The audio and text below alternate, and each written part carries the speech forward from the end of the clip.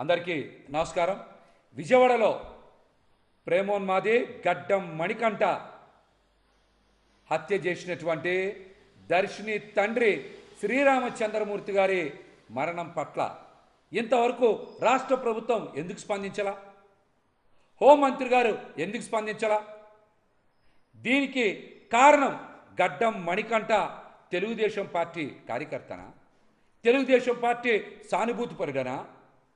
ఇంత సంచలనం రేపినటువంటి ఈ హత్యపై ఇంతవరకు రాష్ట్ర ప్రభుత్వం కానీ తెలుగుదేశం పార్టీ నాయకులు కానీ కూటమి నాయకులు కానీ స్పందించలేదంటే ఖచ్చితంగా గడ్డం మణికంఠ తెలుగుదేశం పార్టీ సానుభూతిపరుడు, తెలుగుదేశం పార్టీ కార్యకర్త కనుకనే ఇంతవరకు రాష్ట్ర ప్రభుత్వం కానీ హోం మంత్రి గారు కానీ అదేవిధంగా తెలుగుదేశం పార్టీ నాయకులు కానీ పశ్చిమ నియోజకవర్గంలో ఉండేటువంటి ఎమ్మెల్యే సుజనా చౌదరి గారు కానీ కనీసం స్పందించకపోవడానికి కారణం ఇవేమి మేము సొంతంగా చెప్తున్నటువంటి మాటలు కాదు.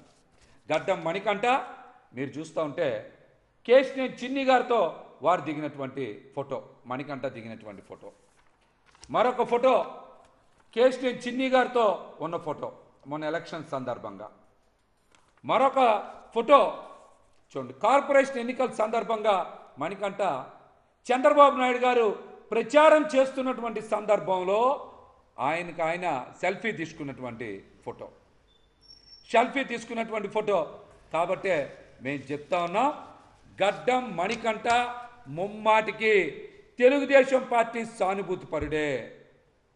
అతను ప్రేమోన్మాదే, ఇతను దర్శిని తండ్రి శ్రీరామచంద్రమూర్తి గారిని అత్యంత దారుణంగా కిరాతకంగా నడి రోడ్డు మీద అత్యంత పాశవికంగా చంపేసిన ఇంతవరకు రాష్ట్ర ప్రభుత్వం స్పందించలేదు. ఒక యువతకి ఇంత దారుణం జరిగితే హోంమంత్రి అనిత గారు కూడా స్పందించరా? ఈ ఘటనకి కూతవేటు దూరంలో డిప్యూటీ సీఎం పవన్ కళ్యాణ్ గారి క్యాంపు కార్యాలయం కూడా ఉంది, కనీసం వారు కూడా స్పందించలా. ఇంతకన్నా అన్యాయం ఏమైనా ఉంటుందా? విజయవాడ నగరం నడి బొడ్డున దర్శిని కుటుంబానికి ఇంత ఘోర అన్యాయం జరిగితే రాష్ట్ర ప్రభుత్వం స్పందించకపోవడం ఏంటి? కూటమి అధికారంలోకి వచ్చిన దగ్గర నుంచి రాష్ట్రంలో మహిళల మీద యువతల మీద వరుసగా అఘాయిత్యాలు జరుగుతూ ఉన్నాయి, హత్యలు జరుగుతూ ఉన్నాయి. దీని మీద రాష్ట్రంలో ఉండేటువంటి యువతలు మహిళలు చాలా గందరగోళపడుతూ ఉన్నారు, ఆందోళన చెందుతూ ఉన్నారు.